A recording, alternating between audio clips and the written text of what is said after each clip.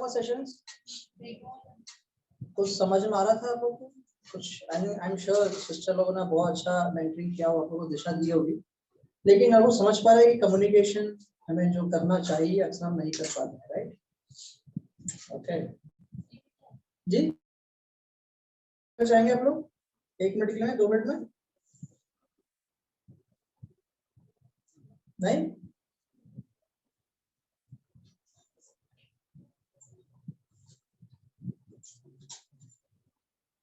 Alright, कोई बात नहीं।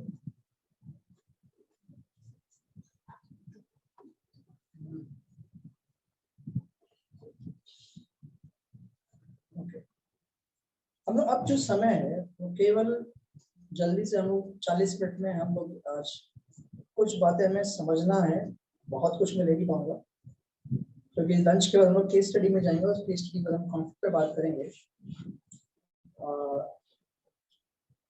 लेकिन अभी हम सेशन में हम लोग पति का जो परमेश्वर के आधार पे जो रोल दिया गया है, जो स्थान दिया गया है, उसकी जो एक्सपेक्टेशंस है, मतलब कुछ बातें हैं जो पति को पति होने पे करना है, और बहनों को भी परमेश्वर आधार पे पत्नियों का या बहनों का एक रोल दिया, उसको समझना है। बच्चों को अपना स्थान है उसको समझना है, और जो सास ससुर है उनको अपना अदा, अपने जो स्थान है परमेश्वर दिया उसको भी हमें समझना है। और इसको समझने के लिए सोलोमन के सिद्धांत में, किसके सिद्धांत पे? परमेश्वर के सिद्धांत के आधार पे हम इसे समझ सकते हैं और सीख पाएंगे। ठीक है, हम लोग बहुत कुछ जानते हैं वचन, लेकिन फिर भी यहाँ पढ़ना चाहूंगा कुलोसी की पत्री, उसका 3रा अध्याय, उसका 18 से 21 पढ़े। कोई व्यक्ति से निकाल ले कुलोसी की पत्री 3रा अध्याय, उसका 18 से लेके 21 तक पढ़े, और एक व्यक्ति निकाल ले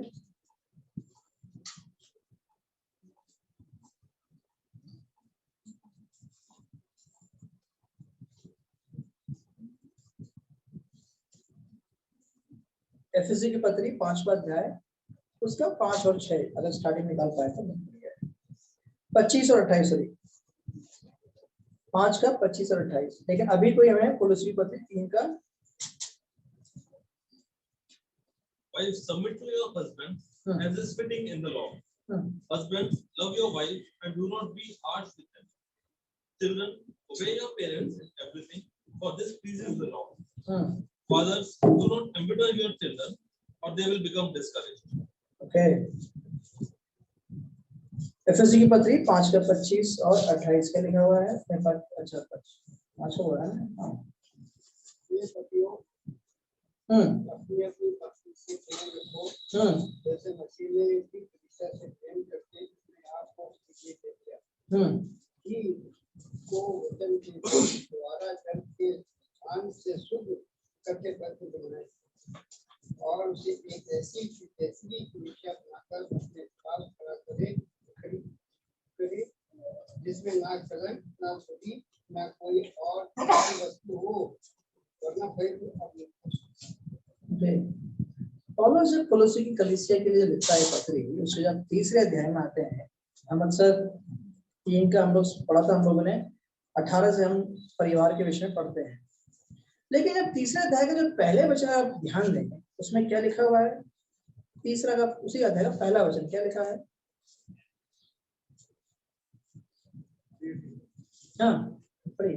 पत्नियों 3 का 1, कुलोसी पत्री 3 का 1। अतः जब तुम मसीह के साथ जिलाए गए तो स्वर्गीय वस्तुओं की खोज में रहो, जहाँ मसीह विद्यमान है और परमेश्वर के दैनिक और बैठा है। ओके, हम 15 अध्याय में कूद के ना आए, लेकिन आपको आधार समझना है कि पौलुस क्या कह रहा है।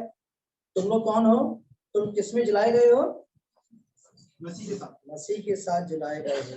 इसलिए तुम्हारा हृदय किसकी ओर होना चाहिए? उस स्वर्गीय बातों में जो हम प्रभु यीशु मसीह किसके दाहिने ओर बैठा हुआ है।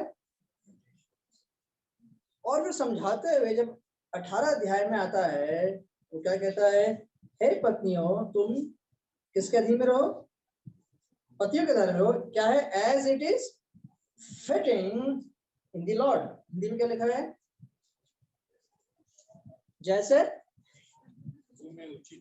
जैसे प्रभु में उचित है। तो वहां पर आपको समझना है, यहाँ पर हम लोग एक वचन समझेंगे आप लोग, जो बहुत गलत धारणा है हमारी कलीसियों में और कहा जाए व्यक्तिगत परिवारों में, और बहुत से लोगों ने मुझे पैसा पता नहीं लोगों ने ऐसा क्यों प्रचार भी किया, शायद हो सकता है वचन के संपूर्ण कहीं ना कहीं से अपनी बातों को रखने के लिए, सांस्कृतिक बातों को मेंटेन करने के लिए कहा गया, मुझे पता नहीं, लेकिन वहां पे नहीं जा रहा हूँ। लेकिन हमें समझना है जब पौलुस ये बात कहता है पतियों तुम अपनी पतियों के अधीन में रहो, उस अधीन की मूल भाषा को समझना है। Submit to your husband, it is not to slave your husband. पहली बात, कहीं लिखा है तुम किसके दासत्व बनो, पति के दासत्व बन के रहो, कहीं लिखा है सबमिशन लिखा है, स्लेवरी नहीं लिखा है, पहली बात। दूसरी बात आपको बात समझना है, जो मूल भाषा यूनानी भाषा में जब ये पौलुस पत्री लिख रहा था, जो वर्ड सबमिट है, सबमिशन है, बेसिकली एक मिलिट्री, अगर आप सेना मिलिट्री में आप जाते हैं, खासकर आप कोई आर्मी में है तो आप बता सकता है, कोई नेवी का रिटायरमेंट है ब्रदर, कौन सा आप नेवी रिटायरमेंट हुए हैं, तो नेवी में हर आर्मी में से नेवी में रैंक्स होते हैं, राइट? कौन से रैंक्स होते हैं? नेवी में अलग होता है, राइट? नेवी में रैंक्स होते हैं, राइट? ऑफिस ग्रेड होते हैं, राइट? रैंक्स होते हैं, वो रैंक दर्शाते ही कौन किसका अथॉरिटी है। ये रैंक वाला आदमी का एक क्षेत्र बना हुआ, राइट? इस रैंक का एक क्षेत्र बना हुआ, राइट? कमीशन होता है बेसिकली, राइट? अल्टीमेटली पर्पस क्या है ऑफिसर्स का? क्या पर्पस है? कमांड। क्या करना है? कुछ युद्ध छेड़ना है, दुश्मनों का आक्रमण करना है। अल्टीमेटली गोल क्या है? रैंक क्यों दिया गया है? एक इन्फेंट्री संभालेगा, एक ये संभालेगा, एक वो संभालेगा, एक ये संभालेगा, और आखिरी में करना क्या है? एक एक्सरसाइज करना है कि युद्ध जीतना है, इस क्षेत्र को हमें आक्रमण करके प्राप्त करना है। और आप देखना जब मिलिट्री में युद्ध होता है तो डिफरेंट रैंक के ऑफिसर अपने डिफरेंट ड्यूटी को बोलते हैं। कोई बोला यार तू वहां जाना, कोई बोला यहाँ मत जाना, कोई बोला बम भेजो, कोई हेलीकॉप्टर भेजो। अपने अपने रैंक के क्षेत्र में कुछ बांट दिया है। उद्देश्य किसके लिए दिया है? और आर्मी बहुत अच्छा सिस्टम है, हर रैंक ऑफिसर अपने रैंक में क्या करता है? सैल्यूट मारता है, यस सर, है ना? क्या ब्रदर आप जब भर्ती हुए थे तो जब आप अपने ऑफिसर रैंक मारते थे तो आप छोटे हुए थे क्या?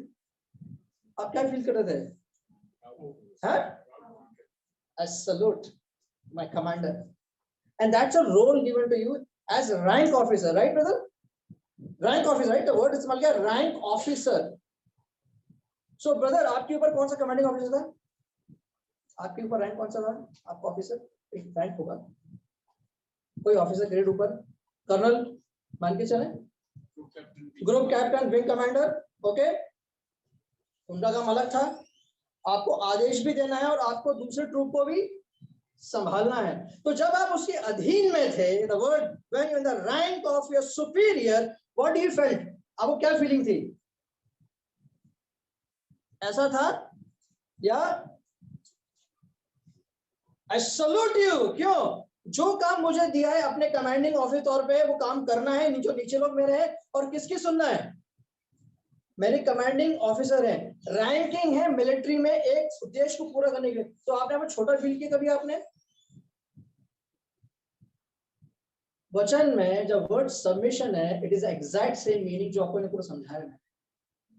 अगर समझ रहे हो, पति लोग खासकर, मुझे गलती से वचन यहाँ जो यूनानी भाषा में ट्रांसलेशन पढ़ना आप लोगों को, सबमिशन जो वर्ड यहाँ इस्तेमाल किया, अथॉरिटी रैंकिंग का शब्द इस्तेमाल किया गया है। मतलब इससे कोई छोटा बड़ा नहीं होता है। आपको एक काम दिया है, आपके अथॉरिटी में आपकी रैंकिंग ऑर्डर है, उसके अधीन में रहकर अपने क्षेत्र को लेकर एक मकसद को पूरा करना है। What is the purpose of the family? क्या पर्पस है फैमिली का? परिवार का मकसद क्या हमने पढ़ा था? वो एक दिन एफएससी पत्नी पढ़ रहे थे, वो एक दिन दुल्हन के समान लेने आएगा। हम भी हम सीख रहे थे पुरुष लोग कि हमारा मुखिया कौन है? प्रभु यीशु मसीह है। और उस पत्नी का मुखिया कौन है? ये प्रतिनिधि है, ये मॉडल है जो परमेश्वर ने उस त्रिएक परमेश्वर के मॉडल को धरती में स्थापित किया, एक पारिवारिक संबंध में जहां पर पति है, पत्नी है, बच्चे हैं, कलीसिया है। त्रिएकता को दर्शाया गया है परमेश्वर स्वर्गीय मॉडल को। परमेश्वर चाहता है कि जो स्वर्ग में है, जो धरती पे स्थापित हो, उस कलीसिया में, उस परिवार के द्वारा परमेश्वर समाज में अपने राज्य को स्थापित करना चाहता है। इसमें प्रभु यीशु मसीह कहा है ये स्वर्गीय राज यहाँ पर है, इसका तुम प्रचार करो। The kingdom is here। और वो मेरे और आपके पारिवारिक जीवन से मसीह का जो साम्राज्य इस धरती पे स्थापित करने के लिए मसीह परिवार को दिया गया है ये जिम्मेदारी। और उसमें पतियों को एक रोल दिया है, रैंक ऑर्डर, और पत्नी को एक रैंक ऑर्डर दिया है। मेरी बात समझ रहे हैं आप लोग?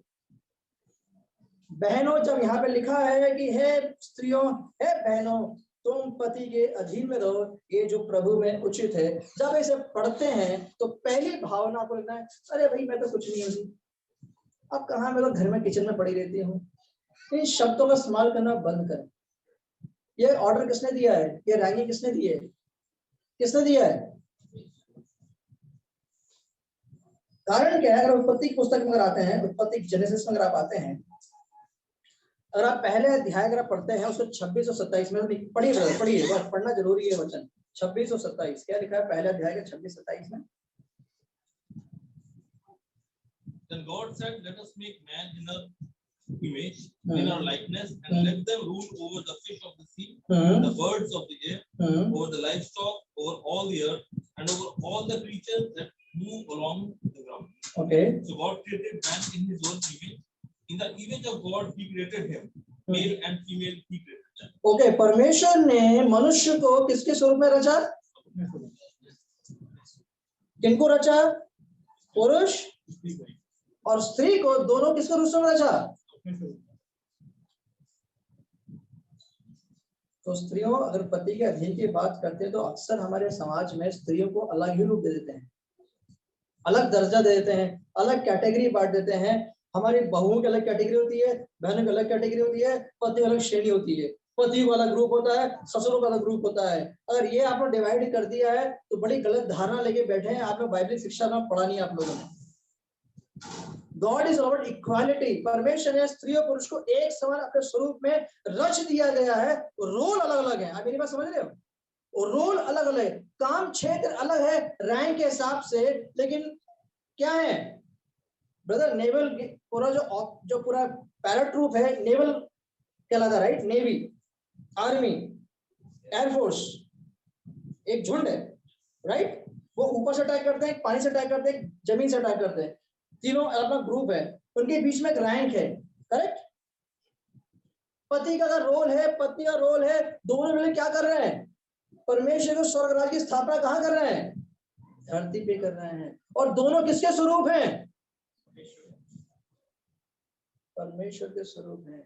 एक है प्रभु यीशु मसीह में, एक जन है, एक स्वरूप, एक स्वरूप में, स्वभाव में मैं और आप रचे गए हैं। कभी ना भूले पहली बात, क्योंकि पाप आया, आप ये मत भूलिएगा, पाप का जो स्वभाव जब आया मनुष्य के अंदर, आपको मालूम है, मैं अभी थोड़ा बहनों फिर मैं पति पे आऊंगा, पहले हम इस बहनों की बात को हम पहले आगे बढ़ लें, लेकिन इस बात को कभी भी गलत तरीके से मतलब जो वचन कह रहा है उसको सही तौर पे समझने की कोशिश करें। यहाँ पे जब पाप आया तो वहां पर एक बात घटिया, मालूम है? उत्पत्ति पुस्तक 3 अध्याय में आइए आप लोग मेरे साथ, उसका 3 का 16 लिखिए, पढ़िए क्या लिखा हुआ है। To the woman he said, I'll greatly increase your pains in childbearing. Okay. With pain you will give birth to children. Your desire will be for your husband, and he will rule over you. Okay, क्या लिखा हुआ है? I will greatly increase your pains in childbearing. With pain you will give birth to children, and your desire will be for your husband, and he will rule over you. Okay, इस बात को जब पढ़ते हैं हम सोचते हैं कि परमेश्वर स्त्री को श्राप हो रहा है। मैंने बहुत सुना है, and that is absolutely wrong. परमेश्वर ने सृष्टि को श्राप नहीं, खासकर पुरुष और स्त्री को। श्राप किसको क्या मालूम आपको? पक्का? सर्प को किया। क्योंकि हम वहां से पढ़ते हैं ऐसा लगता है कि स्त्री को भी श्राप कर रहे हैं, और किसको किया है? परमेश्वर किसको फिर श्राप किया? मतलब वर्ड इस्तेमाल किया है, धरती तू। You see that?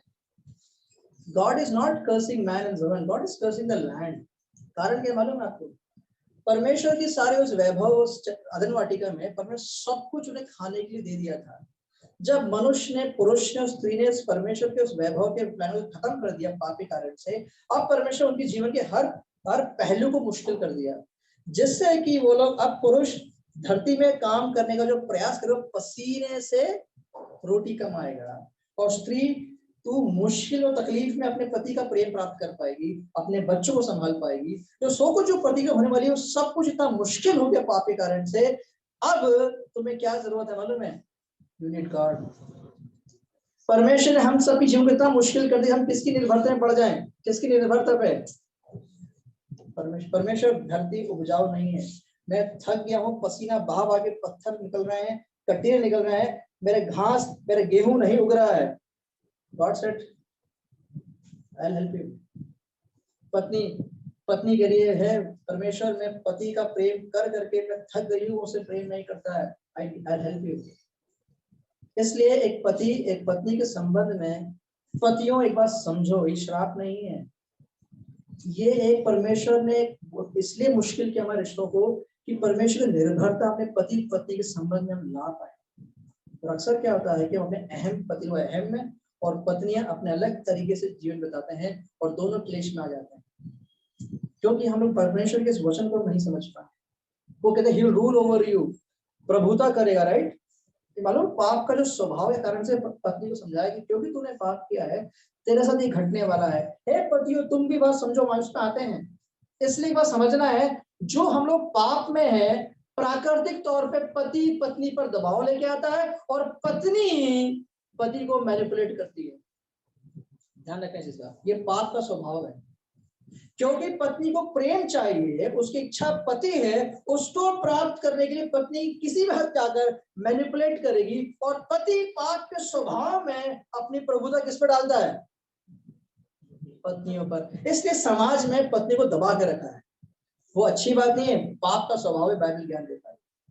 अगर हम जो पति लोग अगर विश्वासी होकर अपने पति पे प्रभुता कर रहे हैं तो वो आत्मिक तौर पे वचन की तरफ गलत है। अगर न्याय नहीं मानते परमेश्वर, तुम प्रभुता किस पे मत करो।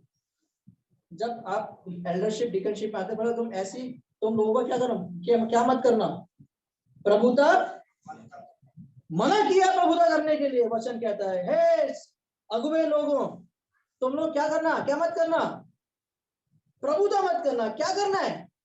चरवाया बनना। Be a good shepherd, not be the lordship over them.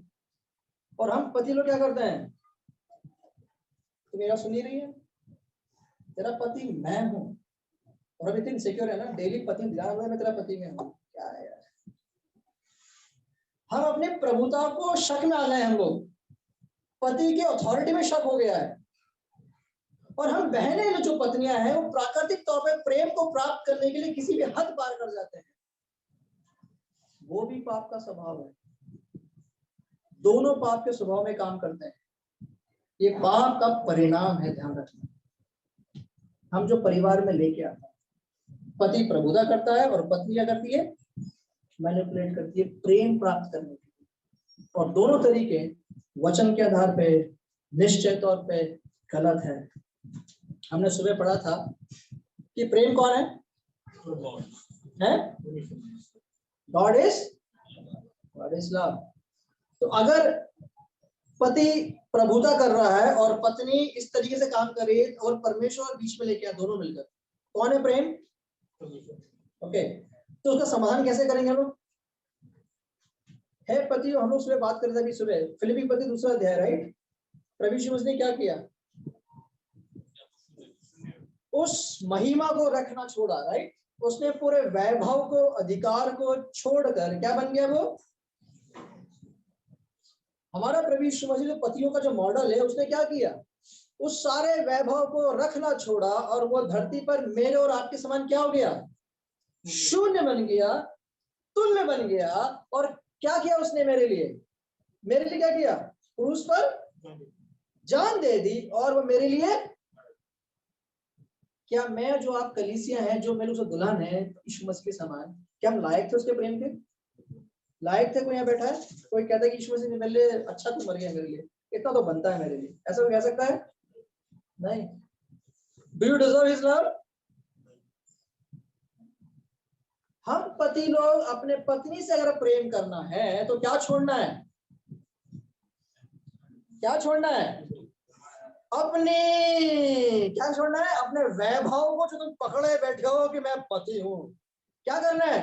शून्य बनना है, अपने पति के तुल्य हो जाना है, उसके साथ उतर कर उससे प्रेम करना है। वो नम्रता है जो प्रभु यीशु मसीह का मॉडल है, and that is a good husband.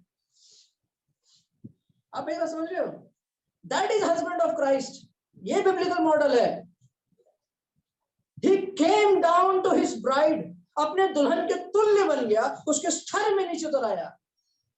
है पतियों, तुम लोग कब, लोग मैं और आप कब अपने पतियों के स्तर तक उतर गए हैं बोलने के लिए? हम कुर्सी पकड़े बैठे हैं, हम अहम को पकड़े बैठे हैं, हम अपनी स्थिर को पकड़े बैठे हैं। हे पत्नियों, कब आखिरी बार आपने उस प्रेम को सही समझा है जो मेरा पति से मुझे मिलना है? या 24 घंटे दिमाग में यही चल रहा है कि मैं कैसे प्रेम प्राप्त करूं?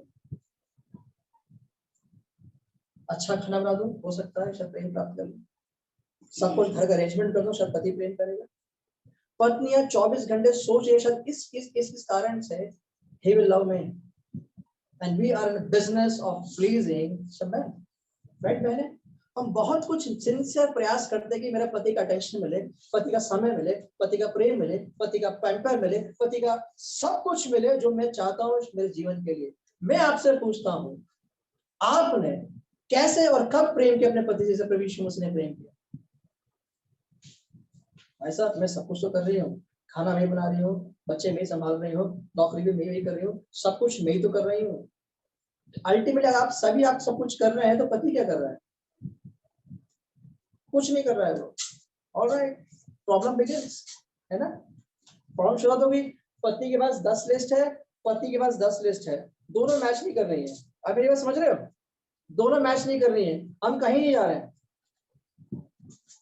अब कोशिश करना, किसी काउंसलिंग में जब पति पत्नी जब काउंसिल करते हैं, मैं अक्सर सोचता हूं दोनों तो सही है। अरे पति की पूरी कहानी सुनोगे, बंदा सही कह रहा है, फिर आप पति पर जाओगे, ये बंदी भी सही कह रही है, ये गलती कहाँ है? मैं अक्सर ऐसे पति पर अक्सर कहना दोनों मिलाकर, तुम दोनों सही हो और दोनों भी गलत हो। आप मेरी बात समझ रहे हो? गलत कहाँ मालूम है? आप दोनों सही हो अपने प्रयास में, गलत हो अपने अंडरस्टैंडिंग में कि आप प्रभु यीशु मसीह के स्वभाव को ना आप ला पा रहे हैं ना आपकी पत्नी ला पा रही है। आप मेरी बात समझ रहे हो? हम लगे हुए पति बनने के लिए, हम लगे हुए पत्नियां बनने में, हम भूल गए कि मुझे प्रभु यीशु मसीह बनना है। Do you understand this concept? That is what Bible is teaching. पौलुस कह रहा है तुम पहले समझो, तुम लोग पहले प्रभु यीशु मसीह में जलाए गए हो, पति तो तुम बाद में बने हो। You understanding me? मैं क्यों स्ट्रेस कर रहा हूं मालूम है? हम विश्वासी लोग जो कलीसिया में सालों से जुड़े हुए हैं, हम इतना भी ज्ञान प्राप्त कर लिया है, अभी भी हम अपने घर में पति बन के बैठे हैं और पिता बन के बैठे हैं, यीशु मसीह बन के नहीं बैठे हुए हैं। इसलिए हमारी पत्नियां यीशु मसीह को देख नहीं पा रहे हैं, हमारे बच्चे यीशु मसीह को नहीं देख पा रहे हैं। हम सुसमाचार से कहीं बाहर करते हैं, घर को भूल जाते हैं। सुसमाचार प्रचार करना नहीं होता है, सुसमाचार जीना होता है। ये पौलुस वचन में स्थापित कर रहा है। It is living in Christ, is a character of Christ. Do you understand that? हम लोग यीशु मसीह के प्रतिनिधि हैं, रिप्रेजेंटेटिव्स हैं, एम्बेसडर्स हैं। It's a serious business. It's not joke to be husband and wife. It's not to be joke of father and mother. It is a serious business to be Christ in home. Do you understand this business? It's a serious business. And how much serious are you? आप कितने इसके प्रति अग्रसर हैं मुझे नहीं मालूम है। Alright. 3:19 में क्या लिखा है ब्रदर? जल्दी पढ़ो। 3:19 में क्या लिखा है? पौलुस की पत्री 3:19।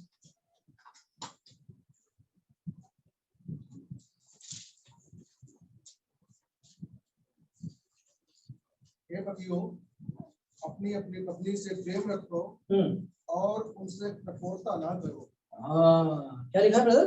कठोरता। ऊंचा से पढ़ो यार, आप ऊंचे आवाज से पढ़ो। क्या लिखा है? हे पतियों, अपनी अपनी पत्नी से प्रेम रखो और उनसे कठोरता ना करो। ऐसे क्यों लिखा है? फालतू में एक्स्ट्रा ऐड कर देगा ईश्वर परमेश्वर। कितनी पतियों ने कठोरता को महसूस किया पतियों में? हाथ पर उठाना। लेकिन पत्नियां बोल सकती हैं पतियों, मैंने आज आपको होमवर्क दिया है, पतियों मैंने होमवर्क दिया है, ठीक है? आपको जल्दी मालूम है होमवर्क मैंने क्या दिया है। बहनों ने होमवर्क दिया मुझे पता नहीं है, ब्रदर सिस्टर आपने, मेरी सिस्टर ने होमवर्क दिया मुझे पता नहीं है, लेकिन हमने पति को होमवर्क दिया हुआ करने के लिए। मैं चाहता हूँ हर असेंबली में होमवर्क होना चाहिए, राइट? चलिए, पति तो कर लेंगे, मुझे विश्वास है, आपको लग रहा है कि हमने वादा किया है। करना है प्लीज, है होमवर्क सिंसियरली करना है और आपको सच में मजा आएगा। ओके, ये वचन सच में गंभीरता से देखा कि हे पतियों तुमने पत्नियों से प्रेम करना और क्या मत खोना। आपको संदर्भ समझाता हूं पौलुस क्यों लिख रहा था ऐसी बातें। उस समय काल में, आपको कल्चर समझना है, कंटेक्स्ट समझना है, कैसे नहीं फालतू लिख दिया। उस समय काल में यहूदी समाज में, उस यौनी कल्चर में औरतों का कोई मूल्य नहीं था। There was no value for women, जो आजकल समाज में बहुत हद तक देखा जाता है। वो एक मटेरियल ऑफ टीवी फ्रिज जो आप घर में खरीदते हो, वैसे एक स्त्री लोग खरीदा करते थे और स्त्री का इस्तेमाल करके बच्चे पैदा करके हो सके कुछ बीमारी छोड़ भी दिया करते थे। कहा जाए शादी होने के बाद भी स्त्रियां अपना स्थान नहीं ग्रहण कर पाती थी। उनकी जो औहदा है, उनकी जो एक स्थान है, जो आदर सम्मान है, उस समय काल में पत्नी को मिलता नहीं था। आपको समझना बड़ा बेकार और बड़ा गंभीर पापस माहौल था। और उस कलीसिया के माहौल में पौलुस क्या कह रहा है, हे पतियों तुम क्या करना, अपने पत्नियों से प्रेम करना और उनसे क्या करना, क्या मत करना। मतलब क्या है, कठोरता दिखाया करते थे उस समय काल में, उस समय काल में पति लोग पत्नियों पर कठोरता के साथ व्यवहार करते थे। जब लगता है ये औरत बेकार हो गई है, शारीरिक तौर पे, भाव तौर पे या कुछ हो गया, उसको छोड़ दिया करते थे वस्तु के समान। बोलते हैं टीवी खराब हो गई तो मार्केट में फेंकाओ, लिटरली वो ऐसा करते थे। बहुत दुख की बात है, ये वचन के आधार में नहीं है, पाप के कारण जो समाज में ये इतनी बेकार प्रैक्टिस हुआ करती थी। और उस समय काल में पौलुस कहता है, हे पतियों लव देम, जैसे तुम अपने आप से प्रेम करते हो वैसे अपनी पत्नी से प्रेम करो, उसको साथ कठोरता के साथ व्यवहार मत करो। हे पति, मैं आप सबसे पूछना चाहता हूँ आज सुबह, हम लोग अनेक बार जानते हैं हमने ऐसा व्यवहार किया, ऐसा कुछ बोल दिया है जो पत्नी को क्या किया है, पत्नी के साथ क्या किया हमने, कठोरता के साथ व्यवहार किया है। ये अच्छा नहीं है, ये पाप का स्वभाव है जो हम हर जीवन में प्रकट करते हैं। दूसरी बात आपको इस बात समझना है, जो परमेश्वर के रोल अनुसार पति को जो औहदा दिया है वो प्रोवाइडर, प्रोटेक्टर एंड मैनेजर। आप समझ रहे हो, मैंने दोनों दिए हैं, दोनों काम बहनों और पुरुष को दिया है, बहुत सारे समान काम दिए हैं। पुरुष को जो लॉजिकल है, वो क्यों लॉजिकल है, पुरुष लोग लॉजिकल होते हैं, क्यों होते हैं, प्रॉब्लम सॉल्वर्स होते हैं, समस्या को सॉल्व करने के लिए बनाए गए हैं। कारण क्या है, उनको प्रोवाइडर, उनको घर की अवस्था को पूरा करने के लिए, धरती को उपजाऊ करके खाना निकालने के लिए काम दिया गया है। आप समझ रहे हो, तो पति लोग लॉजिकल होते हैं, वो हमेशा समाधान निकाल। हम लोग बात कर रहे थे कि जब पत्नी मेरे पास आती, मेरे घर में हो चुका, आपके घर में हुआ पता नहीं है, मेरा सर दुख है सोलोमन, मेरी वाइफ कहती है, तो इमीडिएटली मैं क्या करता हूँ, सिंपल, सर दर्द खत्म। तो क्या आपसे पूछा, मेरी पत्नी लॉजिकल नहीं है क्या, वो सोचने में कि डिस्प्लिन खाने से सर दर्द खत्म हो जाता है? उनको शायद आपसे ज्यादा मालूम है सर दर्द की दवाई कहाँ थी। वो शायद आपसे कुछ कहना चाहते हैं कि मेरे बारे में सुनो, मुझे सर दर्द है, और 5 मिनट रुक के, हाँ darling you have a headache and that's terrible headache, I can understand that and that's painful. ये दर्द है, सच में दर्द हो रहा है, क्या कर सकते हैं? वो खुद ही बोली मैं पैसों में खा लेती हूँ, fantastic, problem solve. But problem क्या, मतलब वो 5 मिनट आप उसको सुनिए तो क्या कहना चाहती है।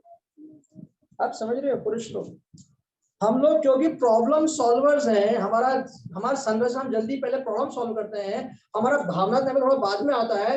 हम लोग क्या करते हैं, पहले भावना को बंद करके पहले लॉजिकल दिमाग लगाते हैं। और जो बहनें जिनका वो भी लॉजिकल इक्वली है, उनके अंदर वही भावना है, लेकिन वो पहले भावना को प्रकट करती हैं, वो सब ये नहीं, वो लॉजिकल नहीं है। प्लीज ये गलत मत समझना, हमारी पत्नियां बहुत अकलमंद। पुरुष लोग मानना शुरू कर लो, अगर लग रहा है ऐसा नहीं है, क्या बोला sir, buck, don't do that, listen to your wife and they will give excellent solutions. क्योंकि परमेश्वर सहायक दिया है, परमेश्वर संग नहीं दिया है, परमेश्वर ने सामर्थ्य से भरकर एक व्यक्ति को अपना जोड़ दिया है। तो जैसे आप सोचते हैं वैसे वो भी सोच सकती है, और इनफैक्ट जो आप देखते हैं वो नहीं, आप नहीं देख पा रहे, वो देख पाती है। उसको आदर करो, ओह सोचा ही नहीं था, yes that's a great plan. और आप दोनों मिलकर सोचोगे तो आप बड़ी बड़ी समस्या निकालने का समाधान निकालेंगे आप लोग मिलकर। लेकिन दुख की बात हमारी संस्कृति में कि पति को बोल चुप है, तो अपना किचन का काम देख ले, मैं बाकी बाहर देख लेता। हमने डिवाइड कर देना, घर के अंदर डिवाइड कर देना, ये क्षेत्र तुम्हारा, ये क्षेत्र मेरा, तुम इसमें क्या टांग अड़ा रही हो, ये मैं देख लूंगा। So sad, so sad. That is not biblical model. वो वचन के धर्म में मॉडल नहीं है. वो मैंने आपने अपने परिवार में सीखा, वही आप थोप रहे हैं घर के अंदर. अक्सर मैं कहता हूँ जो शिक्षा मैं अपने माँ बाप से लेकर आया वो परिवार में लेके आता है. पत्नी भी जो शिक्षा अपने परिवार से लेकर आती है वो अपने परिवार में लेके आती है. That is not biblical. वो बाइबल का आधार नहीं है. हम लेके जरूर आते हैं, लेकिन सोचिए एक पल के लिए क्या कर रहे हैं आप लोग अपने परिवार के संबंध में. अगर आप इफिसी पत्री माध्यम से परमेश्वर वहां कहता है पौलुस, husbands love your wives just as Christ loved the church and gave himself for her to make her holy, cleansing her by washing with water through the word, to present her himself as a radiant church without stain or wrinkle or any other blemish, but holy and blameless. In this same way, husbands ought to love their wives as their own bodies. He who loves his wife loves himself. बड़ा गंभीर बात पौलुस यहाँ लिख छोड़ी है. हे पतियों अपने पत्नियों से प्रेम करो जैसे मसीह ने कलीसिया से प्रेम किया. और बहुत सारे काम लिखे हैं पतियों को. अपने पति को वचन में निष्कलंक उस दुल्हन के समान पेश करना है जैसे उस कलीसिया के दान एक दिन प्रभु यीशु मसीह लेने आएगा. ब्यूटीफुल ब्लेमलेस चर्च, निष्कलंक मेमने पेश करने की जिम्मेदारी एक पति की होगी. आप सोचते हैं पति बन गए, प्रभुता बन गया, हम कुछ भी कर लेंगे, काम हो जाएगा, तो भूल जाइए आप लोग पहली बात तो. वो कहता है इसी के समान हे पतियों तुम अपने पत्नियों से प्रेम करो जैसे तुम अपने शरीर से प्रेम करते हो. क्योंकि जो अपनी पत्नी से प्रेम करता है वो किससे प्रेम करता है. बड़ा मुश्किल नहीं लग रहा ये सेंटेंस पढ़कर? मुझे बड़ा मुश्किल लगा था पहले. अरे कैसे संभव है यार? कैसे मैं अपनी पत्नी से प्रेम कर सकता हूँ जैसे मैं अपने आप से प्रेम कर सकता हूँ? अपने आप से प्रेम करने की फुर्सत तो है नहीं, मैं कैसे अपनी पत्नी से प्रेम करूंगा? आप समझ रहे हो? मेरे आपकी जिम्मेदारी है कि अपनी पत्नी को जैसे मैं अपने आप से प्रेम करता हूँ वैसे अपनी मेरी पत्नी से प्रेम करूँ. आप थोड़ा ध्यान दीजिए. आप लोग पूरे दोनों वचनों से कंपेयर करेंगे. प्रेम करने की जिम्मेदारी सबसे ज्यादा पति को दिया है. और पत्नी की क्या है? पत्नियां किसका अधीन बनने के लिए बोला है?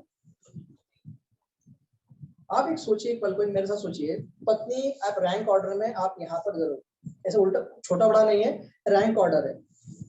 और आपको जो प्रेम करना है, जिस हिसाब से प्रेम करना आप नहीं करते तो क्या होगा? जब आप ही बता दो यार. तो जिस तरीके से यहाँ प्रेम लिखा है अगर पति नहीं करता है तो क्या होने वाला है? नहीं निभा तो फिर पत्नी क्या करेगी? है बहने बोलो क्या करे? खुल्ला आक्रमण हो गया भैया. नहीं वो क्यों लड़ेगी? क्यों लड़ना चाहती है? जवाब दो, क्यों लड़ना चाहती है? Why you want to fall in love? You see that's natural process. You become manipulative now, but you want love.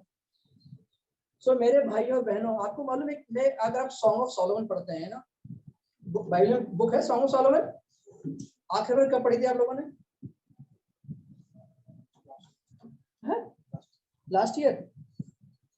सच बताइए सॉन्ग ऑफ सोलोमन बुक आप पढ़ी कब? बाइबल में तो है ना बुक, है बुक है कि नहीं है? श्रेष्ठ गीत है. आखिर में कब पढ़ी थी? भाई साहब क्या बात कर दी आप लोगों ने. वो बाइबल में है ना, तो पढ़ा क्यों नहीं आप लोगों ने आज तक? उसमें एक चित्र है. आपने दाखला देखिए वाइनयार्ड. आप गए अंगूर की वादी? गए आप लोग? अंगूर की देखा? अंगूर की बेली देखी आपने? अंगूर का फल कैसा आता है? बेल चढ़ाते हैं वो लोग, गुच्छे में आता है, गुच्छा टंगता है ना? प्रभु यीशु मसीह ने ऐसा क्या बोला था मॉडल? इसका अर्थ क्या समझाया था हम लोग को? मैं कौन हूँ, तुम कौन हो? हैं? बोलो फिर से बोलो, क्या है? मेरा कौन है? डालिया है. फल कहाँ होते हैं? डालिया में. मेरा पिता गार्डनर है, वो किसान है. राइट? चित्र समझ में आ गया? फल कहाँ पे होते हैं? डालियां कहाँ होती है? नहीं वो जमीन में होती है, ऊपर होती है, नीचे नहीं होती क्या? वो क्यों? आपको मालूम है लॉजिक क्या है? अच्छा कद्दू और तोरी कहाँ होती है? तरबूज क्या होता है, उसको ऊपर भी चढ़ाया। सोचना शुरू करो। हाँ, लेकिन अंगूर को खासकर ट्रीटमेंट देते हैं। अंगूर की खास बात क्या मालूम आपको, उसको जितना आप ऊपर रखोगे उतना जल्दी फल आएगा और जल्दी अच्छा उसका फल पैदा करेगा। और आपको मालूम बाइबल में जो डालियां हैं, सॉन्ग ढंग से पढ़ना, उसमें वो पत्नी का रूप होता है जिसको संभाल के ऊपर रखते हैं। अगर वो ज्यादा फलवंत होना तो वो जितना केयर देना है, क्या देना है, कितना पतियों क्या करना है, और क्या केयर करना है, किस पे रखना है, उस पोल पर, उस सपोर्ट सिस्टम पे जो फल पैदा कर सके। राइट, हमारी पत्नियां वो ब्रांचेस है, दुल्हन है। हम जो कलीसिया है, परमेश्वर काम किया किसान के यीशु से, मैं तुम्हारा मेन ब्रांच हूं और तुम मेरी डालियां हो। तुम तभी फल लाओगे जब तुम्हें सपोर्ट मिलेगा। कहां सपोर्ट मिलेगा, किससे मिलेगा, प्रभु यीशु मसीह से। अब तुम जो पति लोग हो, जो तुम लोग कहते, जो ब्रांचेस कौन है, वो जो डालियां जो सुंदर बहुत फल लाने वाली, कहां पर उनको सपोर्ट के चाहिए, उनको care and support, care and support, care and support, और ऊंचा उठा के रखना है, तभी वो फल पैदा करेगा। माय पॉइंट इज, आपने अपनी पतियों का कुछ उछाल रखना है। एक बोलता सर पे बढ़ जाएगी, पत्नियां सर पे बढ़ जाती है। यहाँ तो भाई सर पे बिठाओ, ऊंचा उठाओ।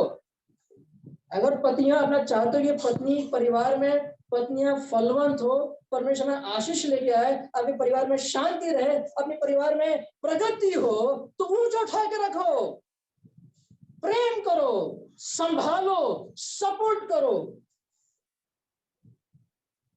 प्रॉब्लम कहां थी मालूम लोग, वो सपोर्ट और केयर अपने माँ को देते हैं। भाई मैं तो बिजी हूं, तुम संभाल लेना मेरी पत्नी को। ससुर को देते हैं, सास को देते हैं, माँ को देते हैं। यहाँ ये मॉडल लिखा है परमेश्वर ने।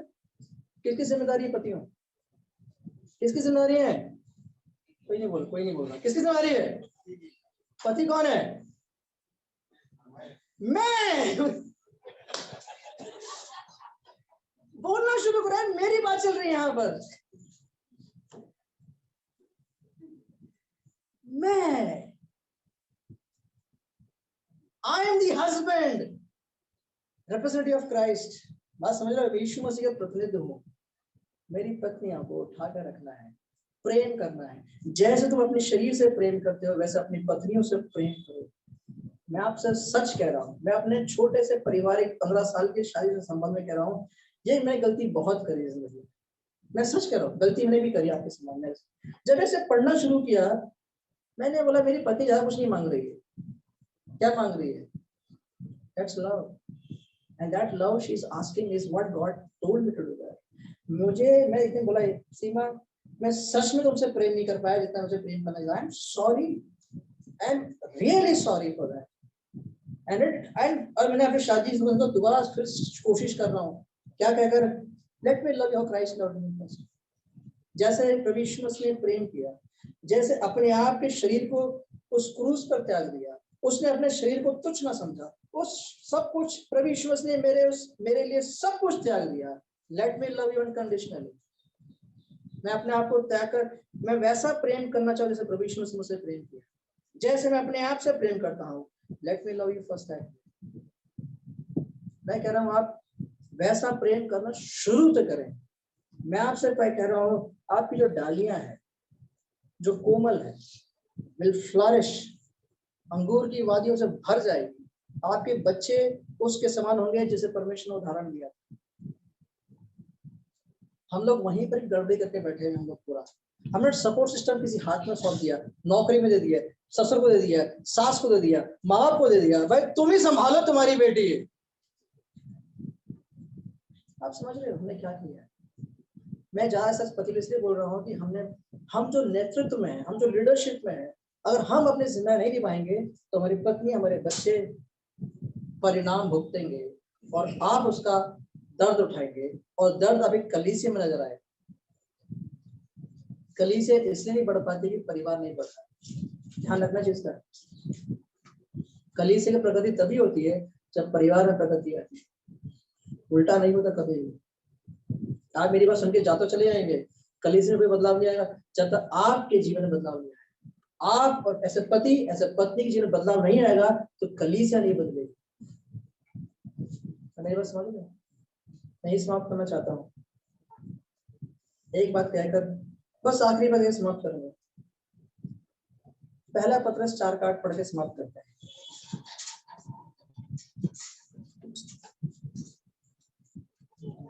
सॉरी मैं थोड़ा सा 5 या 10 मिनट एक्स्ट्रा ले रहा हूँ, तो मैं तहे दिल से क्षमा चाहता हूँ, क्योंकि हम थोड़ा सा कुछ बातें जो नहीं कह पाते हम सब कुछ, मैं सच में बहुत कुछ नहीं कह पा रहा हूँ, लेकिन हम पहला पत्रस 4 का 8 पहले ऊंची आवाज में पढ़ें। सब में श्रेष्ठ बात यह है, सब में श्रेष्ठ बात यह है कि एक दूसरे से अधिक प्रेम रखो। एक दूसरे से अधिक प्रेम रखो। ओके, क्योंकि प्रेम अनेक पापों को ढांप देता है। क्या करता है? अनेक पापों को ढांप देता है। इसका मतलब क्या, कोई कहना चाहेगा, समझाना चाहेगा मुझे?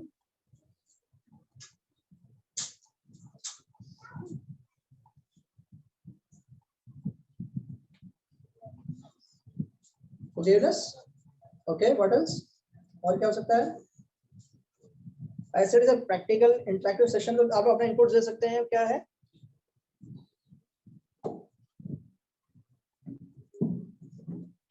बताइए। प्रेम अनेक पाप को भाग देता है, इसका मतलब क्या है? माफ कर देना, इग्नोर कर देना, पक्का? अरे आप लोग पंडित लोग बाइबल में हैं, भूल जाना। ओके, और कुछ? प्लीज आप लोग अपने सिस्टर लोग कुछ तो बोलिए, आप लोग ज्ञानी लोग हैं मुझे मालूम है, बोल दीजिए, कोई गलत सही जवाब नहीं होता, बोलिए। मतलब क्या है?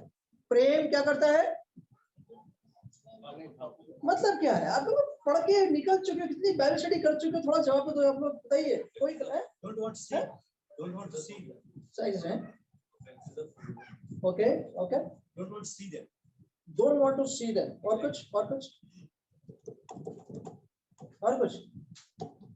ओके, इसका हम उल्टा समझते हैं, राइट? उल्टा करें, क्या समझ में आ जाए? हम जब पति पत्नी के संबंध में जब बहुत कुछ क्लेश सुनते हैं और देखते हैं, करते क्या हम लोग? गलतियां निकालते हैं और क्या करते हैं? रिएक्ट करते हैं, और उसको हम बहुत फॉरेंसिक मेडिकल लैंग्वेज में करते हैं, हम उसको खुलासा करते हैं, राइट? और हम हिसाब रखते हैं, राइट? हिसाब रखते हैं आप लोग। 3 दिन पहले तुमने जो बोला था ना, तुम्हें याद नहीं है? क्या बोला था? तुम तो ये बात कुछ कह रहे थे। मैंने कब कह दिया? मैं अपनी बात कर रहा हूँ कि मेरी पत्नी कैलेंडर है, शीजस। तुमने उस वक्त क्या बोला था? मैंने क्या बोला था? Got the point where I'm going? Understand? पति लोग भी, हम लोग पापा खुला करते हैं, राइट? अपने पति पत्नी के संबंध है। यहाँ पे क्या कहते हैं? प्रेम क्या करता है? प्रभु यीशु मसीह ने क्या किया? कैसे ढागा? क्या किया उसने? हाँ, कैसे प्रेम से ढाका? बोला मैं चढ़ गया हूँ, मर गया हूँ, गड़ा हूँ, अब मैं तेरे पापों को मैं याद नहीं करता हूँ, right? I forget, I just want to forget and forgive. Thank you brother. मैं भूलना चाहता हूँ और माफ करना। आप लोग कितने लोग हैं जो रात को गुस्सा करके झगड़ा करके सोने चले गए? बात ही नहीं करनी है, सोचते हैं प्रॉब्लम अपने आप सॉल्व हो जाएगी, राइट? करते हैं, सोच के बात ना करें तो अपने आप समस्या खत्म हो जाएगी। कल मेरा पति भूल जाएगा, मैं ही भूल जाऊंगी, दोनों सोचते हैं। लेकिन हम भूल सकते हैं क्या? जो ठेस पहुंचे भूल सकते हैं? नहीं। जो हम खासकर जो मुंह से बोलते हैं भूल सकते हैं? नहीं। हम इंसान लोग हैं, नहीं भूल सकते हैं। प्रभु यीशु ने क्या कहा? जो तूने पाप किया, जो मैंने पाप किया, मैं क्या करता हूँ?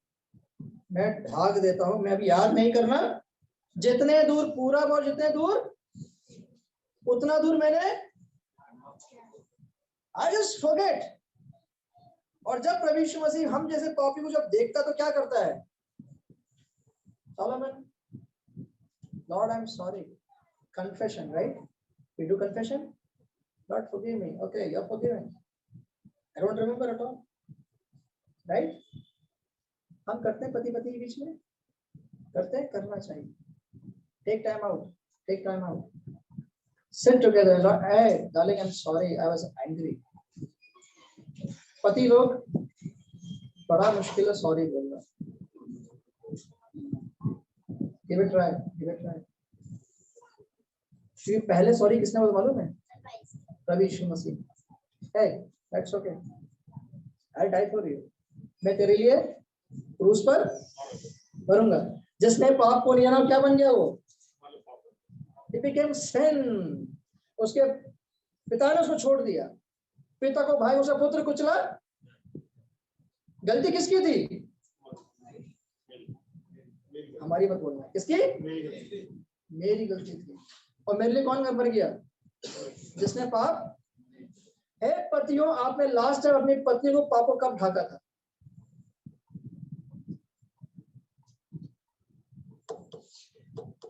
है पत्नियों, आपने कब अपने पति को पाप ढाका था? या खुला खुला तमाशा बना के रखा है परिवार के अंदर? आप मेरी बात समझ रहे हैं क्या कहना चाहता हूँ? पाप को ढाको कैसे? कैसे? प्रेम से, बलिदान से, उसको और मौका देकर। मैं फिर भी तुमसे प्रेम करता रहूंगा, क्योंकि मुझे प्रभु यीशु में सब प्रेम है। जब मैं पापी, अल्टीमेटली संदेश में क्या निकल कर मानो बार बार? किसके समान बनो? किसके समान बनो? Be a husband like Christ and be a wife like Christ. Let us pray. Let us pray this session. प्रभु यीशु में धन्यवाद करते हैं इस समय के लिए। मैं पापी, पाप का स्वभाव आज भी शरीर में, लेकिन धन्यवाद करता हूँ प्रभु यीशु मसीह के उस क्रूस के लिए। मुझ जैसे पापों के लिए स्वर्ग धाम छोड़, सारे वैभव को छोड़कर उतर आया। तूने मुझसे पहले प्रेम किया, क्रूस पर मर गया और तीसरे दिन जी उठा, स्वर्ग में वकालत करता है। आभारी हूँ प्रभु यीशु तेरे प्रेम के लिए। तूने मेरे प्रेम के कारण से मेरे पापों पर ढाक दिया। मैं अपने पत्नियों से वैसा प्रेम हूँ जैसे प्रभु यीशु मसीह ने मुझसे प्रेम किया। मुश्किल है, हमारा अहम बीच में आता है, सॉरी बोलने के लिए तकलीफ होती है, हम माफ नहीं कर पाते हैं। अनेक बार हम पापों को खुल्ला खुल्ला उजागर करते हैं। प्रभु यीशु मसीह हम पापों को ढाकना शुरू करें। प्रेम में हम लोग उसे भूल कर फिर से प्रेम करने वाले व्यक्ति बने। हम बहनों को हाथ में सौंपते हैं, हम भाइयों को हाथ में सौंपते हैं। मैं अपने आप को सौंपता हूँ परमेश्वर, तो प्रभु यीशु मसीह के स्वभाव और चरित्र में हर दिन बदलता चला जाए। पवित्र आत्मा के आधार अधीन में रहकर, वचन के अधीन में रहकर तू हमें पवित्र कर, और साथ साथ में प्रभु यीशु मसीह के स्वभाव और दासत्व और शिष्यत्व को समझकर हम प्रभु यीशु मसीह के प्रतिनिधित्व बनकर समाज में, कलीसिया में, एक परिवार के तौर पे प्रभु यीशु मसीह के प्रेम और स्वभाव को दर्शाने वाले बने। ना कि हम झगड़ा कर समाज में ये दिखाने की हम मसीह लोग झगड़ा करते हैं। परमेश्वर प्रेम करने वाले बने, माफ करने वाले बने, क्षमा करने वाले बने, और अधिक से अपने पति और पत्नियों से प्रेम करने वाले बने। अपने बच्चों को प्रेम को दिखाएं, तभी अपने जीवन को हम प्रभु यीशु मसीह के आदर सम्मान में महिमा ला पाए। सारी प्रार्थना उद्धार करता है प्रभु यीशु मसीह के नाम से मांगता है, सुन करें।